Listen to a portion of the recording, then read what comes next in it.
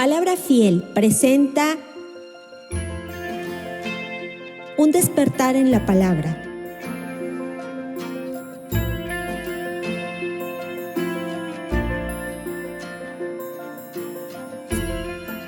Primera de Juan capítulo 5. Vamos a leer desde el versículo 13. No, a ver, permítame un momento. En el 15, ¿verdad? Si me puede hacer favor de abrir su Biblia.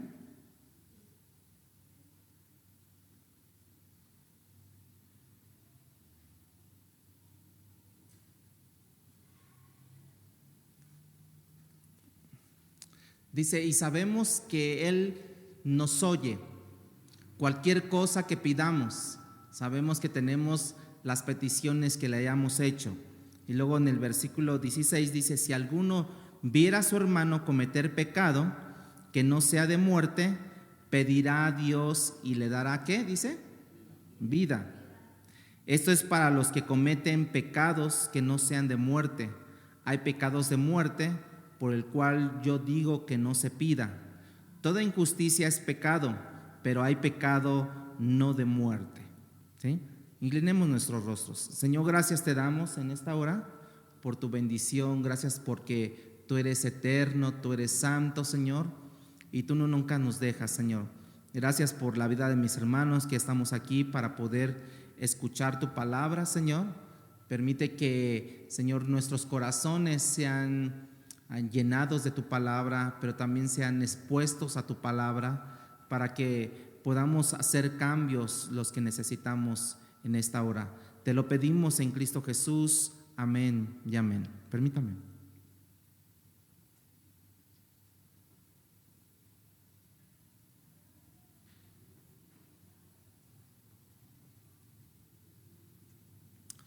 Si usted recuerda, la semana pasada estábamos hablando del Getsemaní, que es un lugar como que se oprime, ¿no? el olivo para poder sacar precisamente el aceite, ¿no? También vimos que allí Jesús había expuesto su última oración delante del Padre, ¿no? Es el lugar donde Cristo dice a su Padre que se haga tu voluntad y no la mía, ¿no? Es un lugar donde entregas yo estaba diciendo, donde entregas la última fibra de tu voluntad, allí en el Getsemaní. Estoy poniendo a los discípulos como ilustración, que la semana pasada lo hicimos, ¿no? Donde Él dejó a 8 en un lugar y se vino caminando y después dejó a otros 3 y Él siguió más adelante, ¿no? Ya hasta donde estaba el momento crucial, precisamente donde la última fibra del Señor Jesucristo iba a ser cancelada ahí. Pero en nuestras vidas, hermanos, es que en ocasiones nosotros comenzamos a entregarle a Dios cosas, pero dejamos 8 cosas atrás, ¿sí? En un lugar, y seguimos y después dejamos otras 3 cosas en otro lugar y no las entregamos. Pero nosotros decimos que ya las entregamos, cuando en realidad no las las hemos entregado, pero las hemos dejado ahí y no las hemos pasado por el Getsemaní, donde totalmente quede aniquilada todas esas cosas.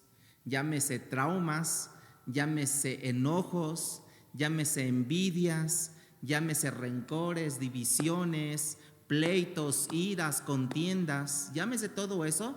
Lo hemos dejado allá, pero no lo hemos comprimido para que se haga la perfecta voluntad de Dios. Y Cristo está tratando de empujarme a mí en un lugar donde yo entregue a todos. Por ejemplo, estamos haciendo la ilustración de los 11 discípulos, ¿no?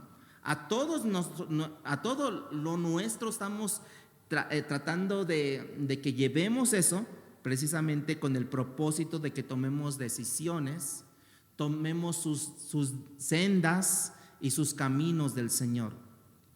Y que estando allí yo pueda decir yo pueda decir, yo he dejado todo, la última fibra de mi vida se ha exterminado de mi voluntad. Tú no encuentras a Cristo sudando gotas de sangre en la cruz, ¿verdad que no? La sangre que se derramó de sus heridas fue eso precisamente, pero Él suda en el Getsemaní. La lucha fue en el Getsemaní. Cuando Él va al Getsemaní, Él lucha, y en este caso cuando Él sale del Getsemaní, Él termina su lucha del Señor. Cuando Él suda gotas de sangre y dice, si es posible que pase de mí esta copa, la lucha era en ese momento entre si yo sigo o yo me devuelvo, ¿no? Si tú pudieras decir, Señor, este es el punto crucial donde yo voy a seguir o me voy a dar de vuelta, me voy a regresar donde yo estaba. Y muchas veces el Getsemaní es eso, de que es el punto de decisión. ¿Por qué es el punto de decisión? Porque es cuando Dios va a aquilatar qué tanta confianza tienes con el Señor Jesús. O te vas a devolver, no puedo. ¿Se acuerdan del joven rico, no? Donde Dios le dijo, vende todo lo que tienes y sígueme. Y él dice que tristemente, ¿no? Se regresó y no le siguió a Dios, a Jesús. Entonces muchas veces nosotros entramos en ese punto, hermanos. La lucha que nosotros debíamos de terminar de luchar es en el Getsemaní. No es con mi hermano, no es con mi compadre, no es con nadie, sino únicamente es yo y Dios, o Dios y yo. Y el Getsemaní sirve para eso, para que yo pueda aplastar todo eso que me está impidiendo que yo no siga la voluntad de Dios. Tú lo encuentras en la cruz, tratando de decir allí a Cristo, si es posible, bájame de esta cruz. Ya no. Ya él ya había tomado la decisión de ¿qué? De seguir hacia adelante. No hay lucha que él no hubiera peleado y en este caso ganado, que fue en el Getsemaní. No fue en la cruz, hermanos. En la cruz ya fue el cumplimiento, el resultado de esa lucha ganada que fue en el Getsemaní, ¿no? En algunas partes o en algunas personas dicen que él venció en la cruz. Ciertamente sí venció en la cruz, pero venció antes, fue en el Getsemaní, donde él tuvo que tomar la decisión: ¿te sigo, Cristo, o no te sigo? Si determino hacer tu voluntad, Dios, o determino que pases de mejor de mí esta copa porque no la puedo aguantar. Eso fue en realidad la lucha.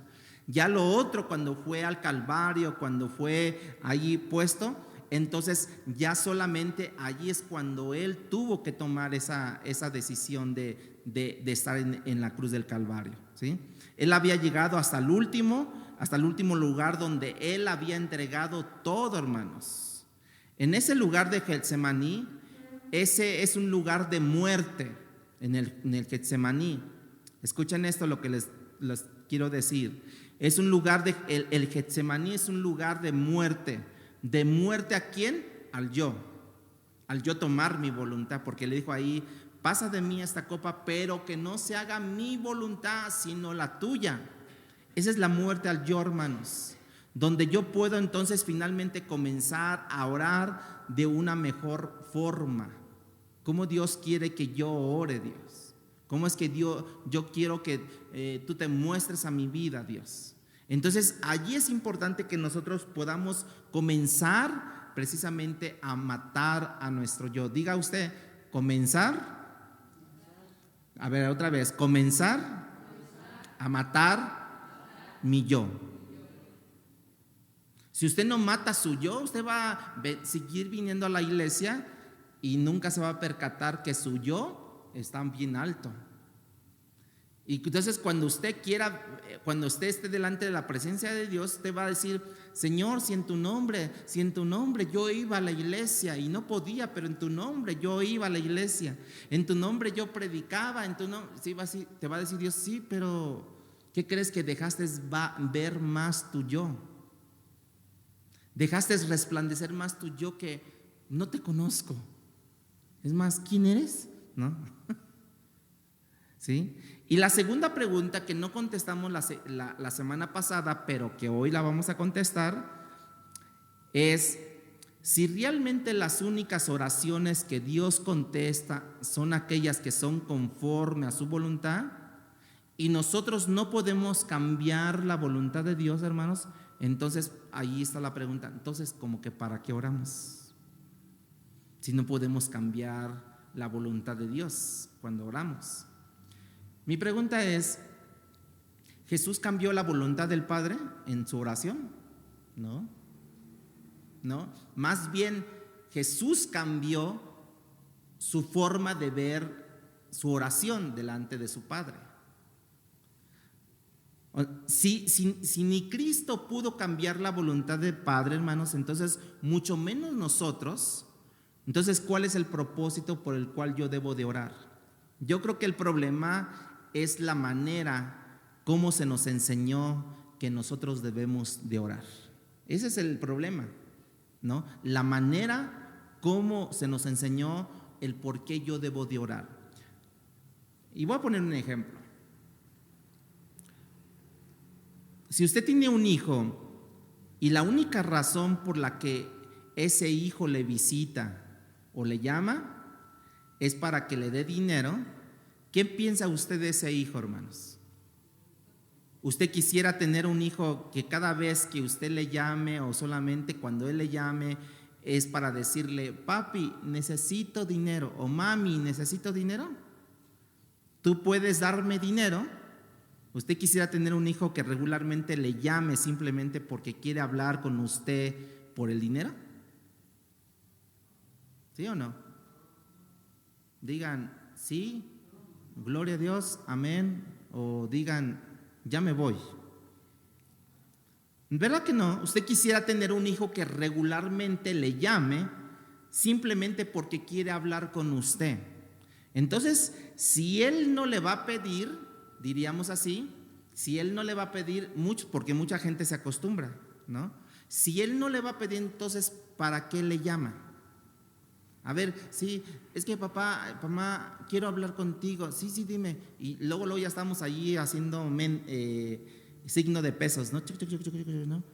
Ajá, y luego, ajá, ¿y qué crees que en la escuela? ¿Y qué crees que en el trabajo? ¿Y qué crees que en los niños? ¿Y qué crees que me pasó esto y aquello? Ajá, sí.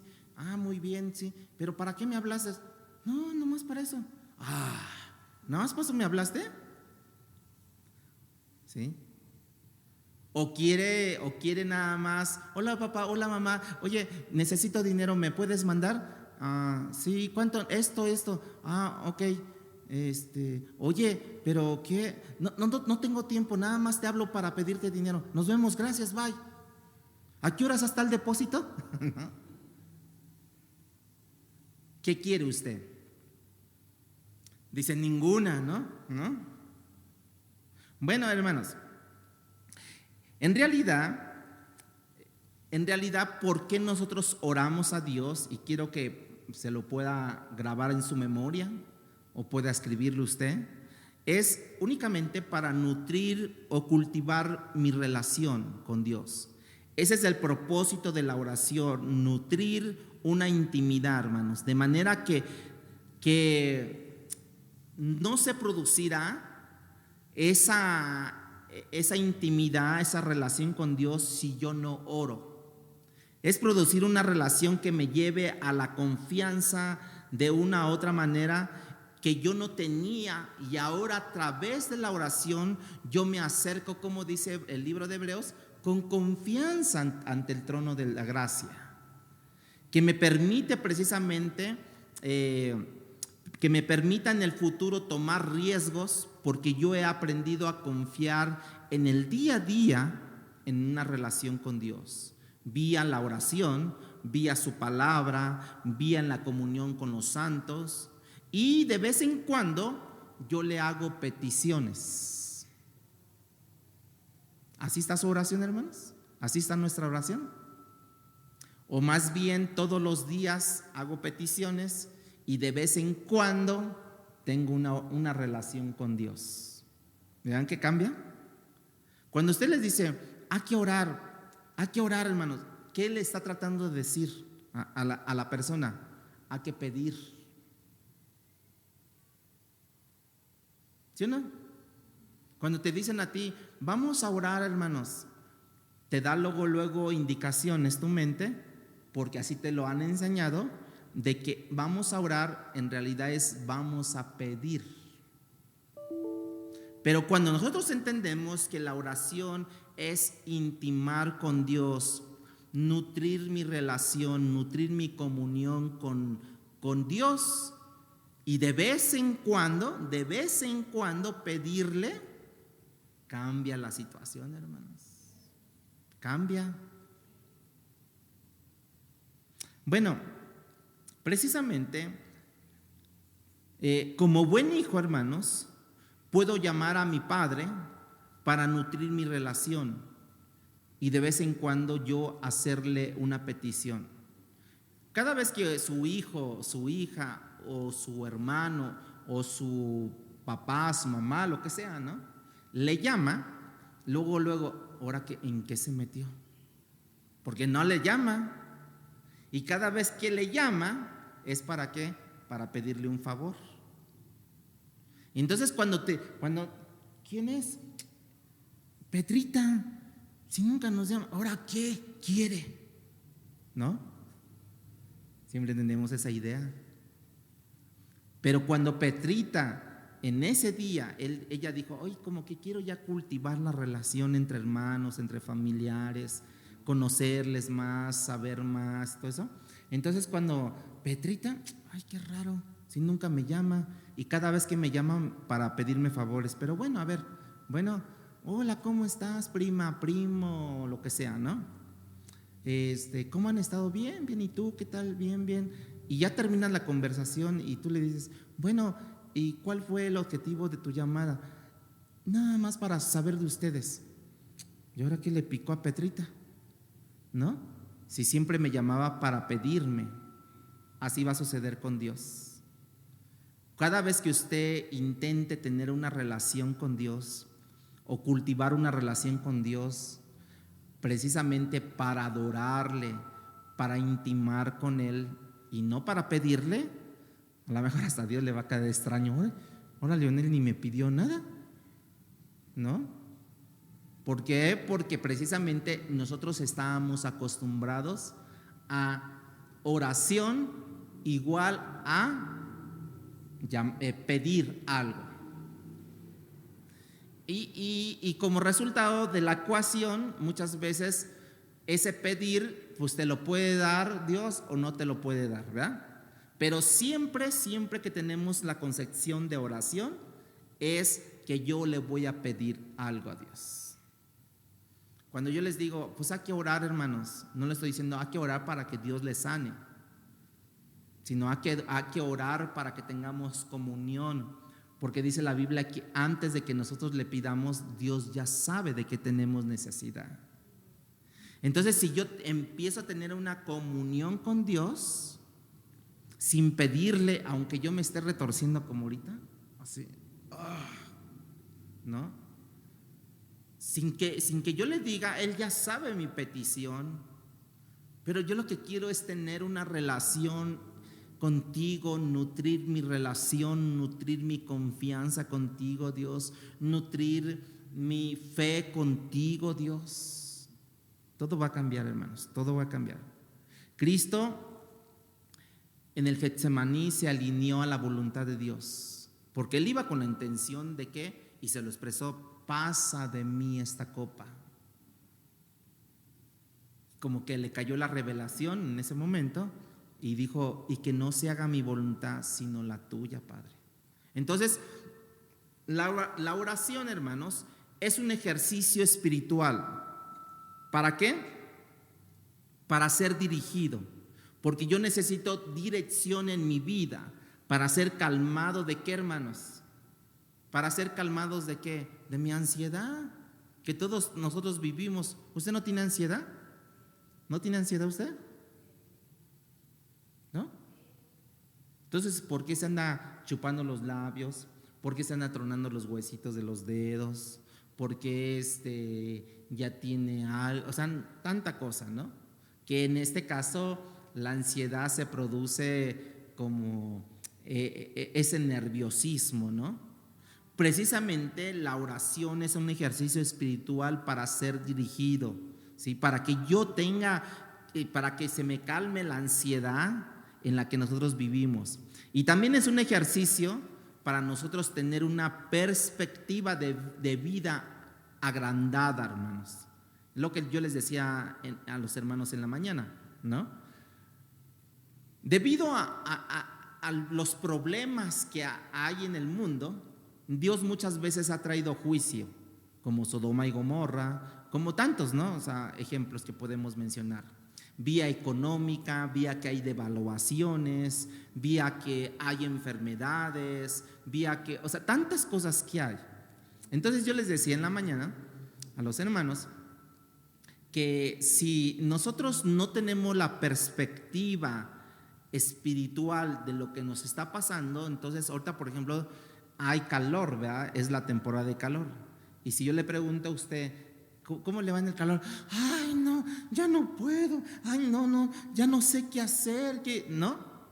En cambio, si usted tiene la perspectiva espiritual adecuada, usted le va a decir, ¿qué tal con el calor? Sí está un poco fuerte, pero aquí estamos bien, gracias a Dios.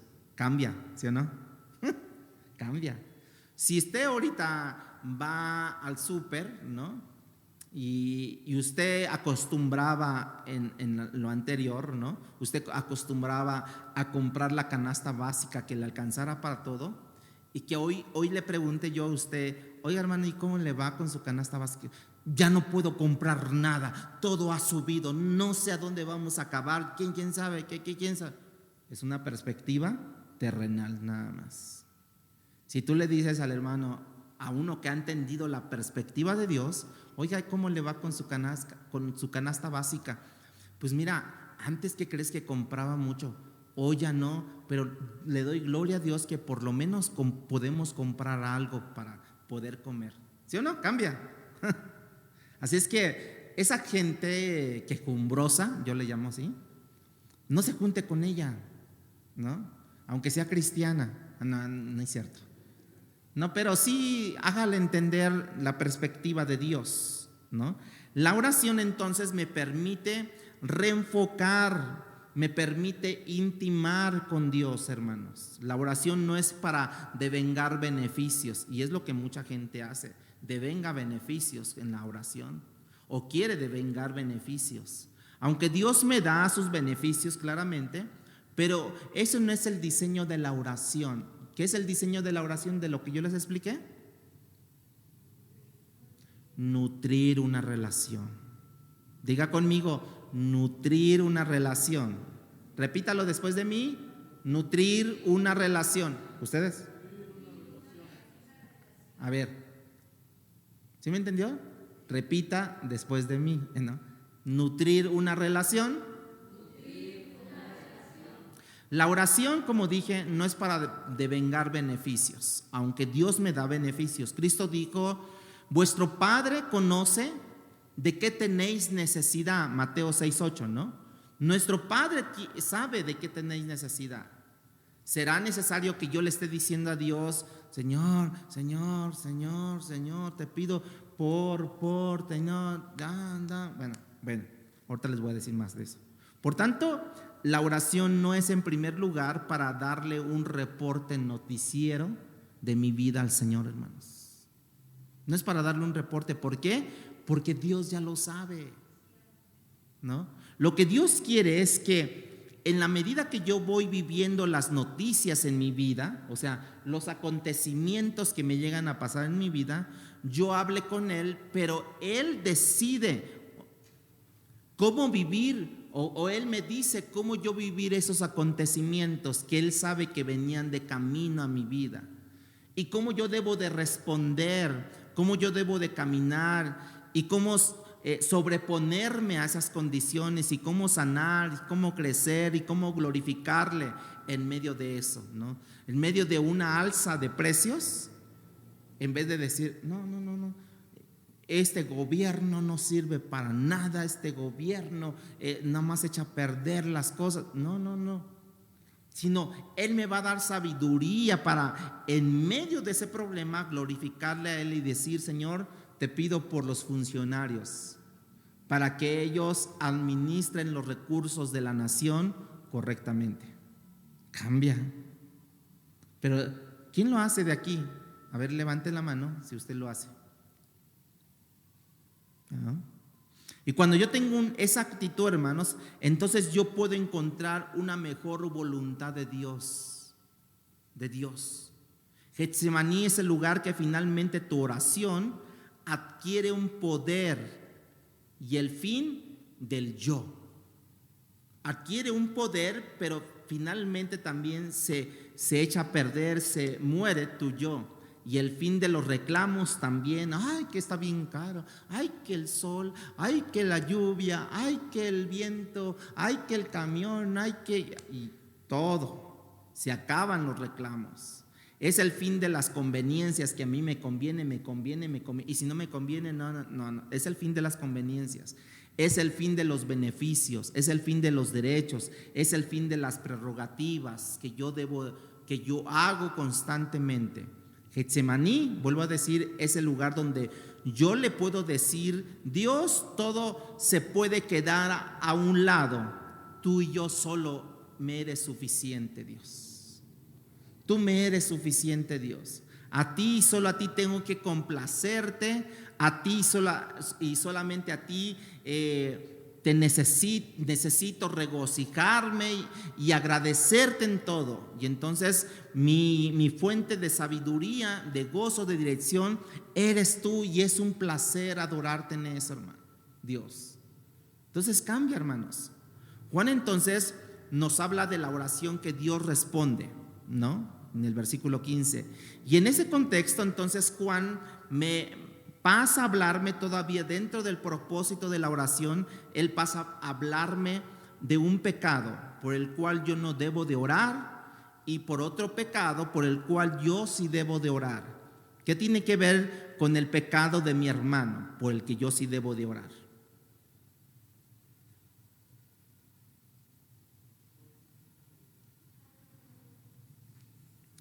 Ahora, en estos versículos 15, como que no está muy claro lo que Juan está tratando de comunicarnos, pero hay un par de cosas claras aquí. Hay un pecado por el cual dice Juan que yo puedo orar si mi hermano está cometiendo, y dice incluso que Dios puede oír mis oraciones y detener a ese hermano de su pecado. De manera que Juan me está diciendo: tú puedes y debes de orar por el hermano que está en pecado, aquel que va de camino al pecado, aquel que está en medio del pecado, aquel que no se ha arrepentido, pero que tal vez tú orando, él pueda llegar a tener el perdón de sus pecados, ¿no? A través de Jesucristo, ¿no? Si es un pecado que no, ahora Juan dice, si es un pecado que no lleva a la muerte, entonces ora por el hermano. Y dice aquí que le dará, ¿qué? Vida, ¿no? Le dará vida en el capítulo, en el versículo 15. Si él dice que al final, dice, entonces, si alguno viera a su hermano cometer pecado que no sea de muerte, pedirá a Dios, y Dios le dará, ¿qué dice? Vida a esa persona. Bueno, Dios te va a escuchar, porque esa es la voluntad de Dios, que el pecado sea detenido. Y si es un hijo de Él, Dios quiere usar las oraciones de su pueblo para eventualmente frenar a ese hijo de cometer pecado a través de la oración que tú hagas a favor de él. Lo que también está claro que dice es que hay un pecado que implica que pasas tú la línea, y es el pecado que te lleva a la muerte, después del cual ya no hay solución. Es un pecado que te lleva a la muerte. Y Juan nos dice que por ese pecado, nos dice del cual es y cuáles son. No nos dice en realidad a ciencia cierta cuáles son o cuál es el pecado, pero nos dice que por ese pecado ya ni te molestes por orar, porque no va a ser contestada esa oración, un pecado de muerte. Ya no hay solución, que ya no hay vuelta para atrás. Y eso creo que también está muy claro, que hay pecados de muerte y pecados que no son de muerte. Lo que no está claro es a dónde está esa línea que se puede atravesar para los pecados de muerte. ¿Y dónde está ese pecado? Pero nosotros sabemos por la misma palabra de Dios que ha habido pecados que han llevado a la muerte en la palabra de Dios. Bueno, ustedes tienen, creo que claro esto de Ananías y Zafira, ¿se acuerdan? Cuando quisieron engañar al Espíritu Santo y nunca dice que Pedro intercedió por ellos. Nunca dice que Pedro dijo, mira, como Jesús se lo dijo a Pedro precisamente, mira, han pedido para que seas zarandeado, pero yo he orado, ¿se acuerdan de eso? Yo he orado al Padre para que tu fe no mengüe. Bueno, ahora le pasa a Pedro, y entonces llega Ananías y le dice a Pedro, ¿sabes qué, Pedro? Vendí mi propiedad en 5 pesos y esa propiedad había sido vendida en 10 pesos. Digo, es por poner un número, ¿no? Y Pedro nunca dijo, mira, Dios me ha dicho que has mentido, pero yo he orado al Padre para que tu fe no mengue. No. Dice, ¿por qué le has mentido al Espíritu Santo? ¿Sabes? Que ahorita vas a salir, pero de pies por delante, ¿no? Vas a caer muerto. Oye, pero se desplomó. ¿Ya ven cómo si hay pecados de muerte? Por el cual ni Pedro quiso orar o interceder por eso.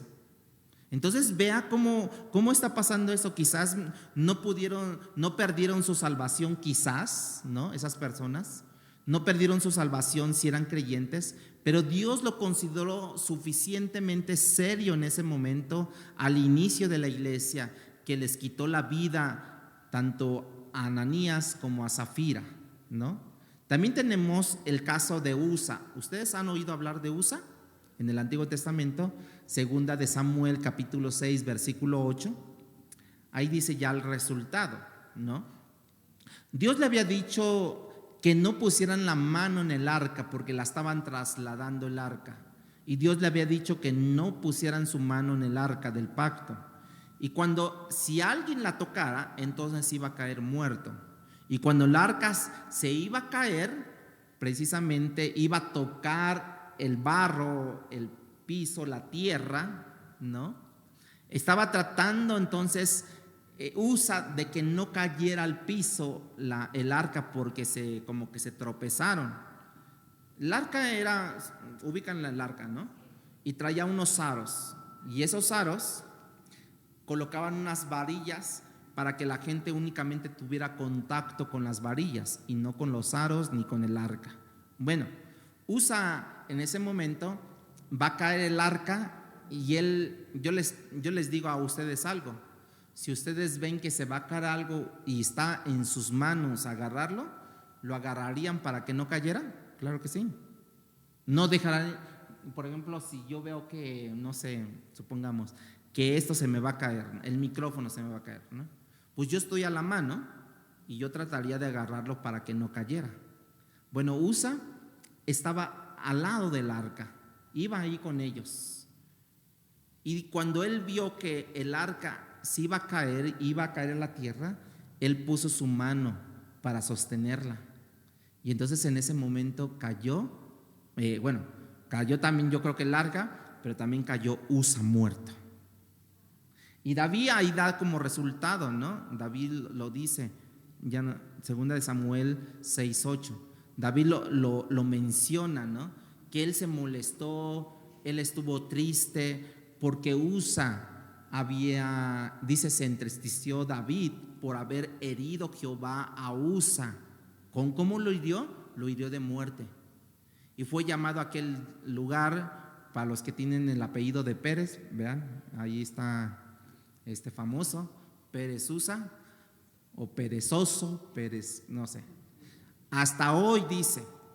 Entonces, vean lo que finalmente, lo que produce que no hagamos nosotros la voluntad de Dios, ¿no?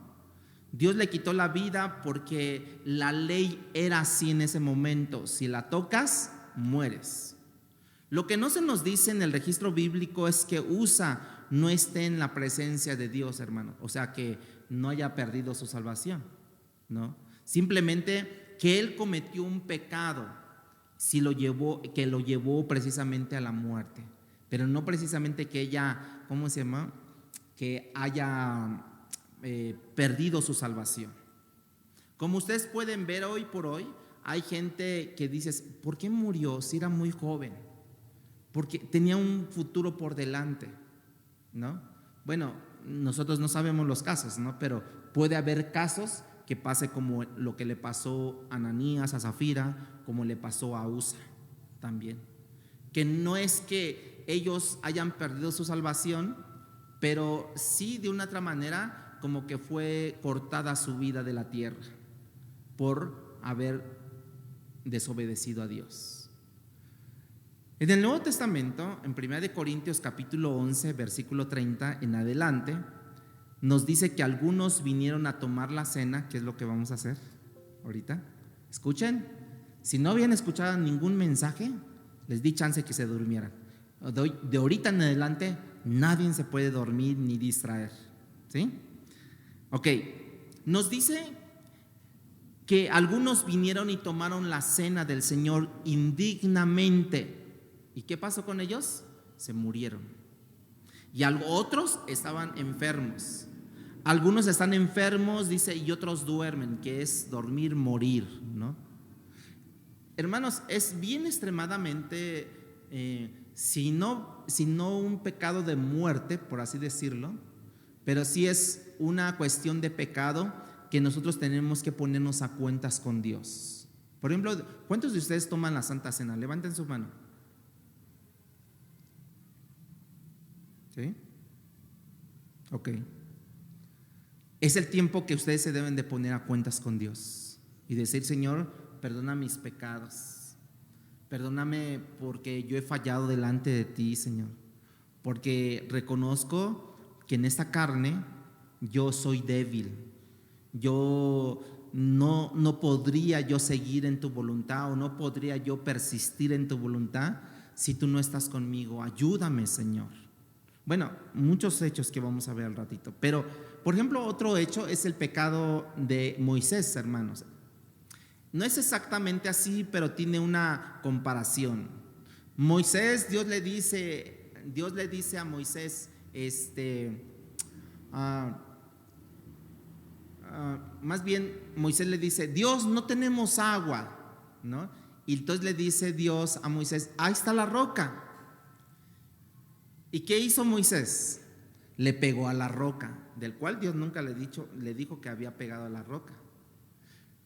Él se quedó por intuición de que cuando estaba en el mar rojo, cuando estaba así en el mar, ¿no? Antes de cruzar, ¿no? Dios le dijo, Moisés le dijo, tenemos un gran mar delante de nosotros. Entonces le dice Dios, agarra tu vara y encállala.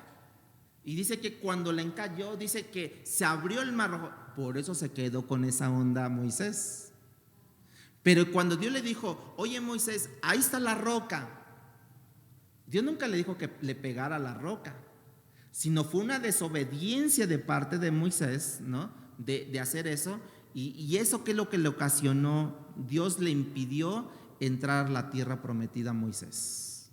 Él no murió instantáneamente, hermanos, como pasó con otros, con Usa, con Zafira, Ananías. Pero sin embargo, tiempo después, Dios le pide que suba al monte Nebo. Y lo enterró en el monte Nebo y acabó la vida de Moisés hasta ahí. ¿Vean? No pasó a la tierra prometida.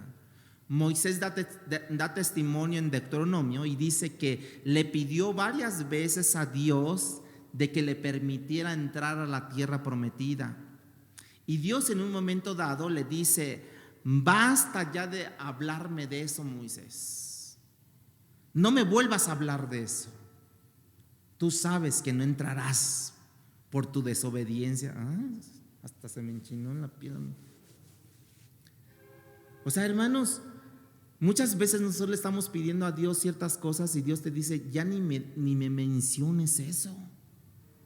Pero nosotros necios, Señor, que quiero mi computadora, Señor, que quiero mi carro, que quiero mis zapatos, que quiero mi traje, que quiero mi casa, que quiero esto, que quiero puras cosas materiales, hermanos.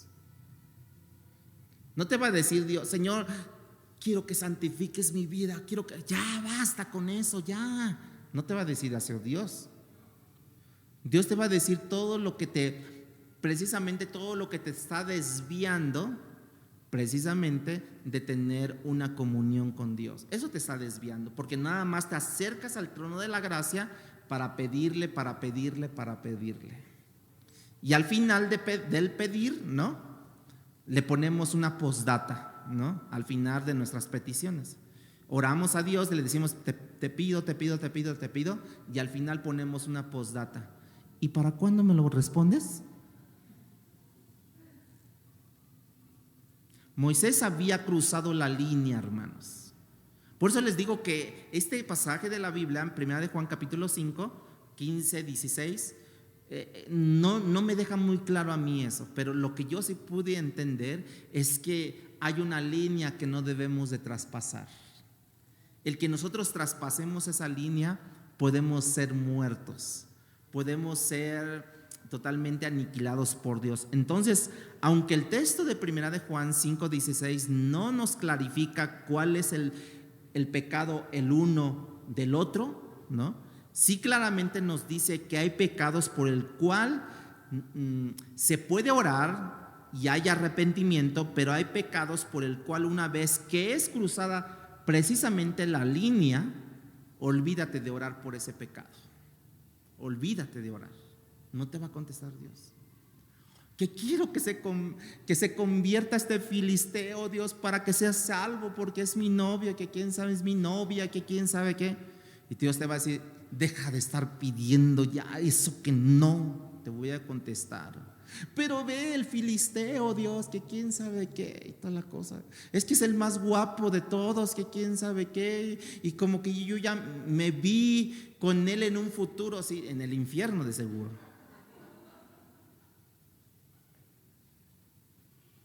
Y Dios te dice, no me pidas ya por eso. Pero nosotros somos bien necios, porque no hemos clarificado o no hemos nutrido nuestra relación a través vía oración y vía la palabra de Dios. ¿No te dice la Biblia, no te unas a yugo desigual? Entonces, ¿qué estás pidiendo por el filisteo? Por el cananeo. ¿Qué le estás pidiendo por eso, hermanos? ¿Por qué le estás pidiendo por un coche que no vas a poder pagar? ¿Por qué le estás diciendo, Dios, que me aperturen mi crédito en el banco para que yo pueda sacar mi casa? Si ni vas a poder pagarla. Al rato te la van a expropiar y te la van a consignar, a hipotecar. Y bueno, tantas cosas, hermanos. Por eso es que Jesús decía, yo no te pido, Señor, para que cambies mi perspectiva, sino yo te pido para que pongas en mí tu perspectiva. Por eso la cruz nomás fue el resultado de la gran pelea en el Getsemaní. Como Jesús ganó en el Getsemaní, Él pudo vencer en la cruz, hermanos, y darnos vida y vida en abundancia. Hasta en la cruz, Él ya había peleado aquí en el Getsemaní, y estando en la cruz, Él pudo decir, Padre, perdónalos porque no saben lo que hacen. O sea, vea, ya no estaba peleando, bájame de esta cruz. Pero todavía Satanás estaba allí insistiéndole, ¿sí o no? A través del ladrón le decía, bueno, si tú eres hijo de Dios, manda y ángeles para que nos bajen ¿bajen? Que me baje a mí, no que te baje a ti, ¿no? O sea, ya se estaba incluyendo él, ¿no? Pero vean, hasta en ese mismo, pero él dijo, tranquilo, Nerón, no pasa nada. Y el otro ladrón le dijo, realmente tú eres el hijo de Dios.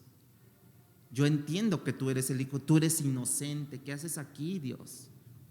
Y le dijo, de cierto te digo que hoy estarás conmigo en el paraíso. O sea, uno entró en la gracia de Dios, en salvación, y otro entró en condenación. Vean cómo es. Pero nosotros, hermanos, estamos más envueltos en los quehaceres de esta vida. A ver, levanten su mirada todos, levanten así su mirada. Así deberían de estar espiritualmente siempre. Espiritualmente, no se me vayan a caer ahorita que salgan, ¿no? Pero espiritualmente así deberían de estar. Espiritualmente. Tu dirección sea, pero yo debo de ver dónde está el camino, Dios. Yo debo de ver dónde está tu voluntad. Yo debo de observar cuál es. Así debería de estar nuestra vista espiritual siempre apegada a Dios, hermanos. De hecho, el autor de los Hebreos, capítulo 6, versículo 4 al 6, dice: porque es imposible, hermanos, que los que una vez fueron iluminados y gustaron del don celestial y fueron hechos partícipes del Espíritu Santo, y asimismo gustaron de la buena palabra de Dios y de los poderes de este siglo venidero y recayeron, sean otra vez renovados para arrepentimiento, crucificando de nuevo para sí mismo al Hijo de Dios y exponiéndolo a vituperio. Hermanos, nos habla esto de un grupo de personas que una vez fueron iluminados, incluso que una vez estaban ministrando. ¿En qué ministrabas? En barrer en la iglesia. Bueno, esa es una parte de ministración. Pero que gustaron de ministrar allí. Dice que fueron iluminados, que gustaron de los poderes de este siglo venidero, que fueron hechos partícipes de la naturaleza divina del Espíritu Santo. Y una vez que ellos caen, dice Hebreos, el autor, una vez que ellos caen, es imposible llevarlos al arrepentimiento. Fíjense cómo es. O sea, vuelvo a decir, ni ores por ellos ya. Ni ores.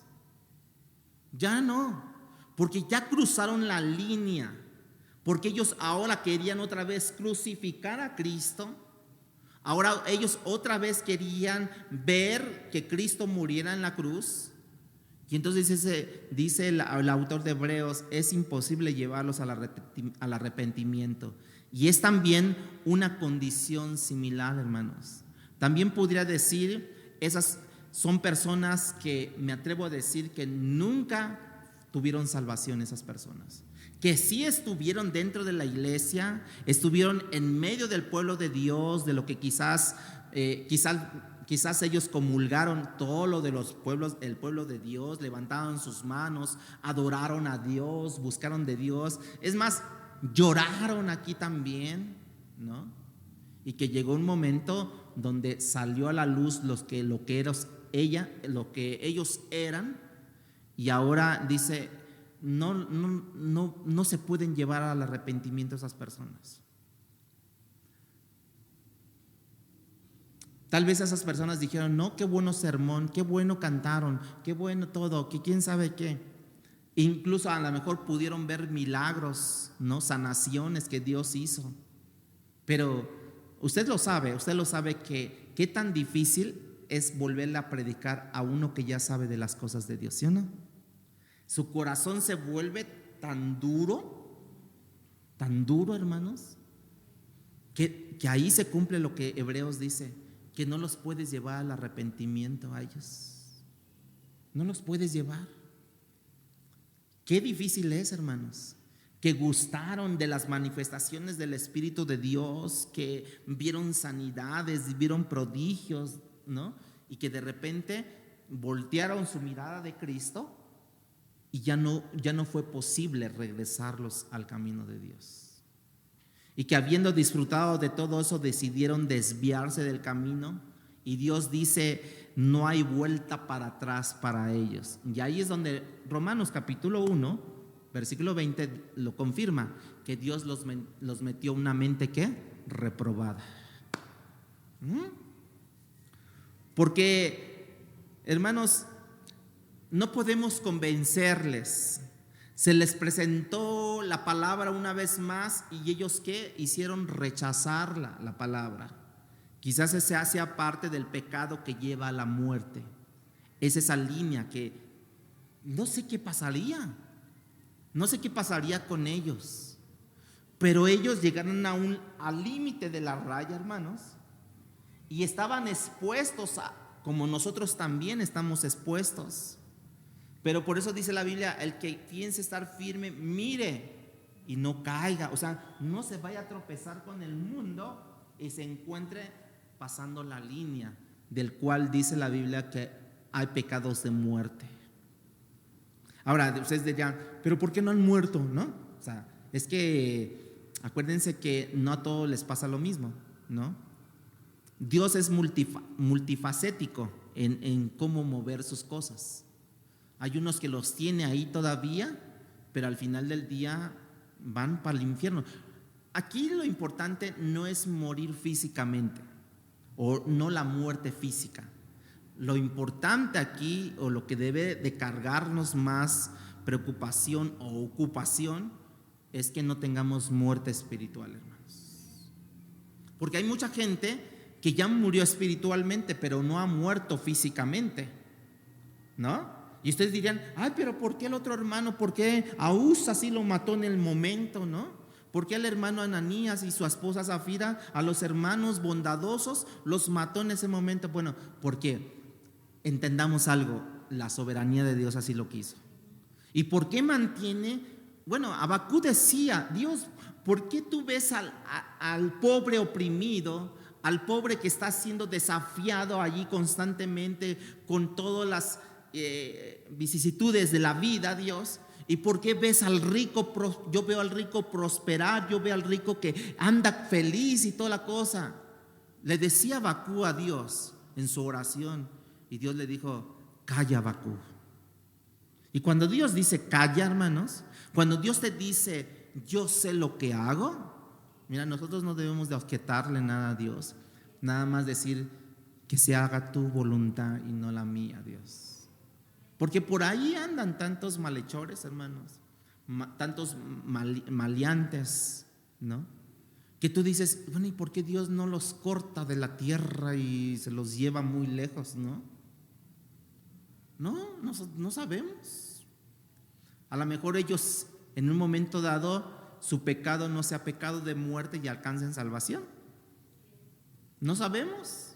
O a lo mejor ellos su pecado no alcanza salvación, y no estoy hablando del poder de Dios, del poder de la crucifixión, porque entonces algunos dirían, bueno, entonces no alcanza el perdón, entonces no es suficiente la cruz, no fue suficiente el Calvario.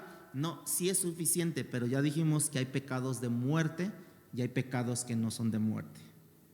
Nosotros no sabemos cuáles son. Por eso les digo, es una línea muy delgada, es una línea muy fina, que no me doy cuenta de eso. Pero por lo que nosotros hemos visto que muchas personas han cruzado la línea y han muerto espiritualmente. Vamos a la iglesia, ya voy, ahorita voy. Y vas a la iglesia por ir nada más, por llenar un requisito. El domingo, sí, ya, iglesia, ya, palomita, y ya. Pero no van a la iglesia con devoción, de decir, voy a adorarte, Señor, voy a servirte, voy a invocar tu nombre, Señor. No hay nada de eso, ¿no? Por eso es bien importante que nosotros veamos lo que Juan está diciendo en esto, que nuestra oración puede ser poderosa hasta el punto de ayudar a hermanos que están en pecado a devolverse de su pecado, a arrepentirse, que Dios les dé arrepentimiento, convicción de pecados. Hasta allí nuestra oración puede llegar. Y cuando veamos a esos hermanos en esas condiciones, oremos por ellos. Pero que también sepamos que hay un momento en que Dios dice, no más, no más. ¿Se acuerdan de Sodoma y Gomorra?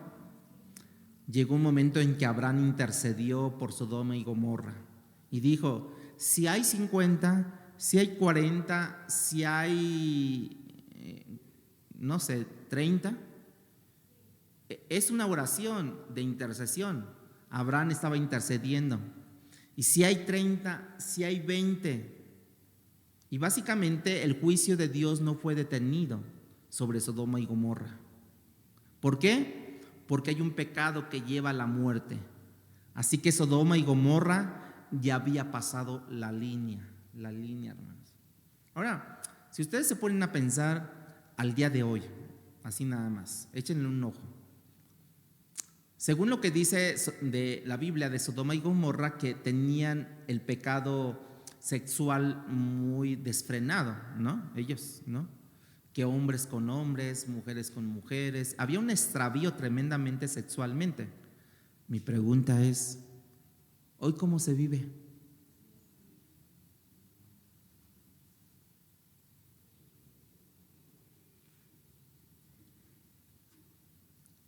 ¿Cómo se vive hoy, hermanos, eso? La sexualidad. ¿Estamos igual o peor que Sodoma y Gomorra? Yo diría que peor. Yo diría que peor. Pero ¿por qué Dios aún sobre este planeta sigue teniendo misericordia? Claramente que hay juicios que Dios está declarando, por ejemplo, el medio ambiente, ¿no? Donde, bueno, los que saben dicen que el hombre está acabando con el planeta, ¿no? La capa de ozono y tantas cosas que están pasando vía natural, desastres naturales. La biosfera se está perdiendo. Todo eso. Y ahora, ¿por qué Dios no trae su juicio así como lo trajo Sodoma y Gomorra? Porque estamos en ese planeta igual, así igual que en ese tiempo.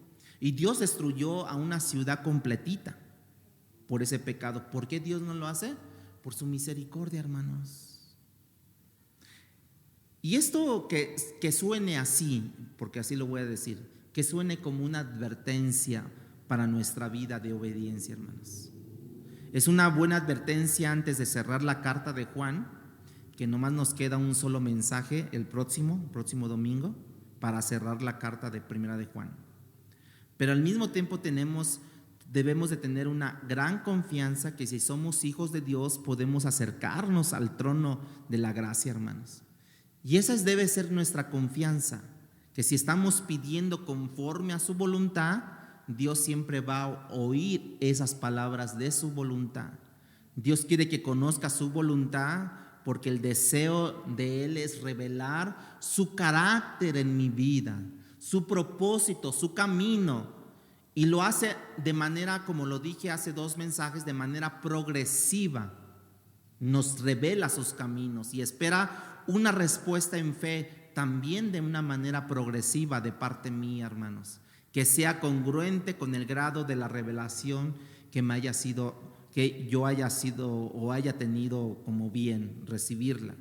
Que Dios nos enseñe, hermanos, a orar, nos enseña a entender mejor el propósito de la oración. Yo creo que sí entendió el propósito de la oración, ¿verdad, hermanos? ¿Sí entendió el propósito de la oración? Que la oración no solamente es pedir, ¿no? Sino es nutrir esa relación. Así como cuando tú tenías a tu novio, ¿no? Los que son casados, ¿no? Tú tenías a tu novio, ¿no?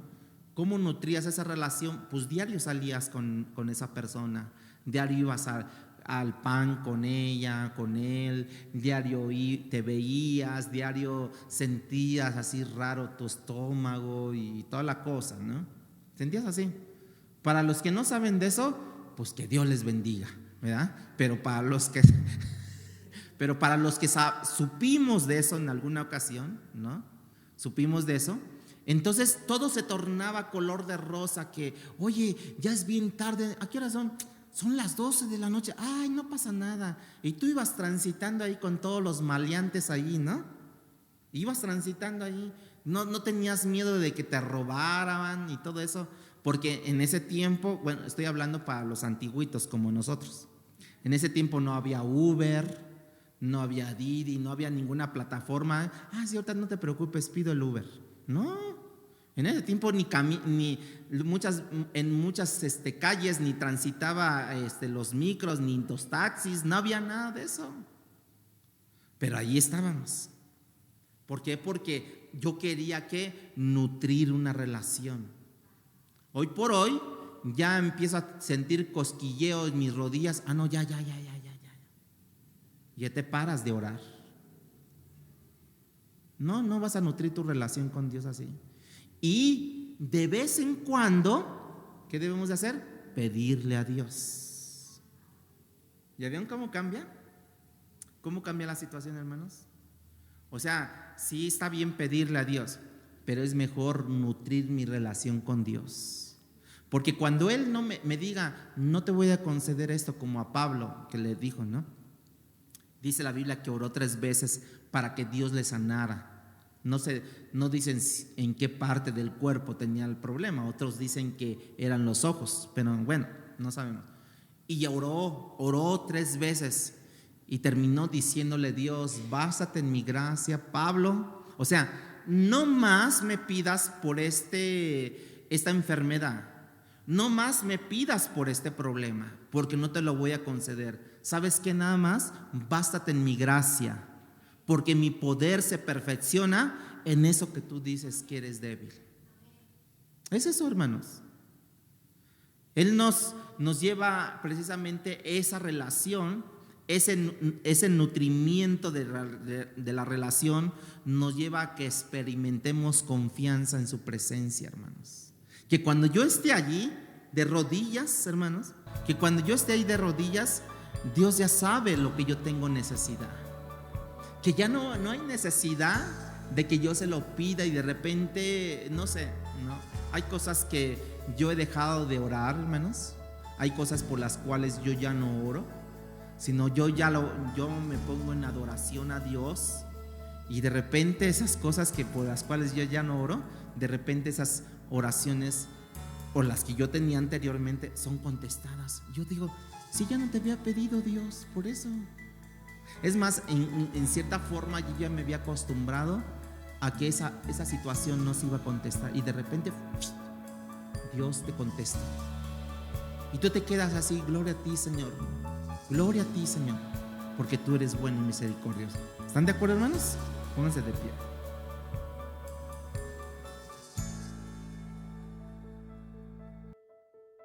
Palabra Fiel presentó Un despertar en la palabra. No olvides buscarnos en Facebook y YouTube como Iglesia Palabra Fiel CDMX